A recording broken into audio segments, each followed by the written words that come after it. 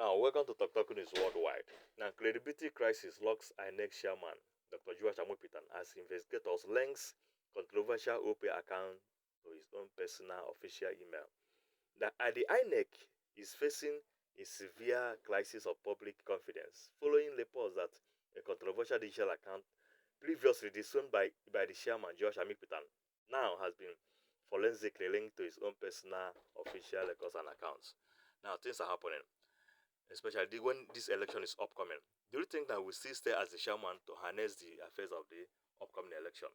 Follow us on Talku Talku News Worldwide and watch this information, watch this video, and tell us what you think about this saga and why he still has to stay. Thank you. Watch this. The mask of neutrality didn't just slip yesterday, it was torn off by an AI.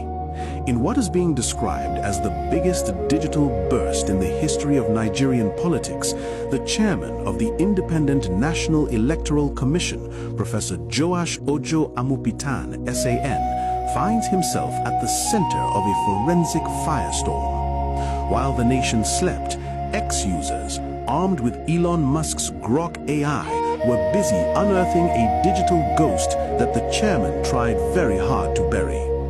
We are talking about a sophisticated attempt to scrub a partisan past, the creation of shell accounts, and the undeniable receipts that link the man who counts our votes to the very party he is supposed to umpire. This isn't just a trend, it's a forensic audit of the soul of our democracy. The midnight name change. The controversy ignited when investigators began looking into the handle at Joash Amopitan. For years, this account was the digital home of the professor. But as 2023 pro-APC posts began to resurface, specifically one from March 18, 2023, where he replied, "Victory is sure" to an APC victory post, the account went into survival mode. At approximately 2:45 p.m. GMT yesterday, April 10, 2026, the handle at Joash Amopitan suddenly vanished.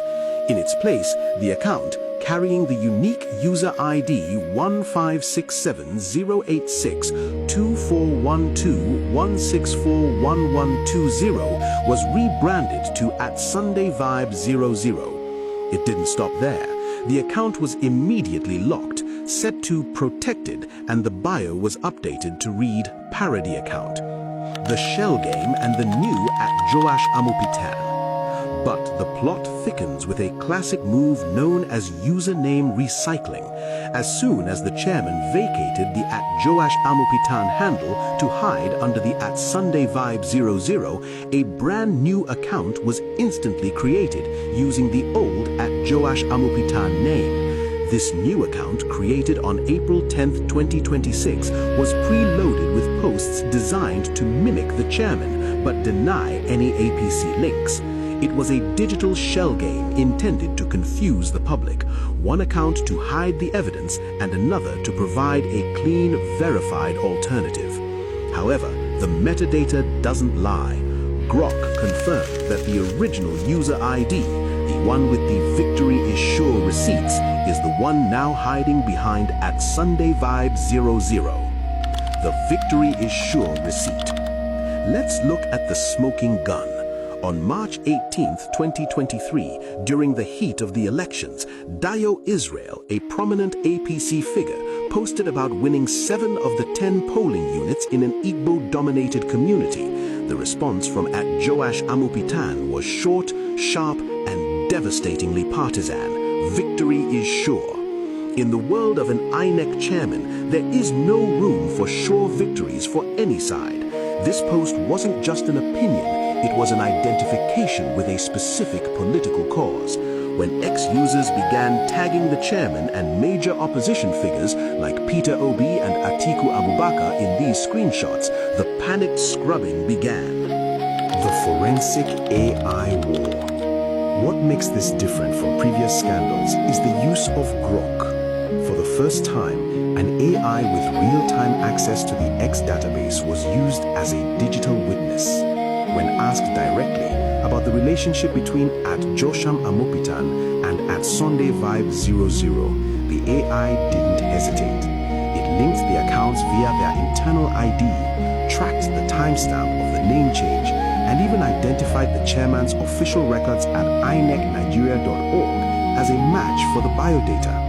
The chairman wasn't just fighting aprocos on the timeline, he was fighting an algorithm that remembers everything. The missed angle. Can an umpire have a partisan past? Now let's ask the hard questions that others are missing. Is it possible for a man to have a partisan past and still be a neutral chairman? In a vacuum, perhaps, but in a country where the umpire is the final line of defense for the will of the people, the appearance of neutrality is as important as neutrality itself. If the chairman felt his past views were innocent, why the frantic name change? Why the parody label? Why the creation of a replacement account on April 10th to muddy the waters? Secrecy is the brother of guilt, and in this case, the secrecy was automated. The institution in the crosshairs. This isn't just about Professor Amopitan, it's about the office. He was sworn in on October 23, 2025, succeeding Mahmoud Yakubu with a promise of integrity beyond reproach. But how can that integrity stand when the digital footprint shows a man cheering for one team while wearing the referee's jersey? If we cannot trust the chairman to own his past, how can we trust him to secure our future? The X-War has proven that the Nigerian electorate is now digitally literate, forensics capable, and unwilling to accept a scrubbed version of the truth. The final verdict. The receipts are in the public domain. The user ID 1567806122164101120 is now a part of Nigerian political folklore. You can change a handle, you can lock an account, and you can even hire a team to create clean alternatives, but you cannot delete the blockchain of public memory. The chairman's attempt to hide his APC membership has done more damage than the membership itself.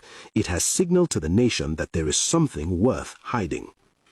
If this deep dive into the digital receipts of our democracy gave you value, you know what to do.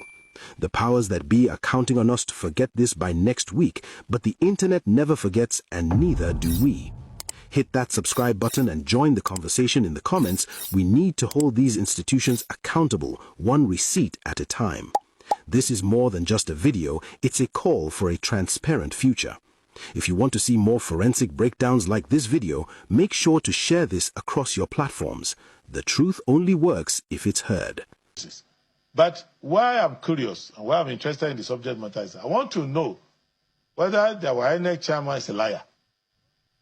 Because if it is his Twitter account and he says it is not, then he's a liar. So he has no integrity. So for that reason, I am interested to know whether it is. But I can't assume that it is.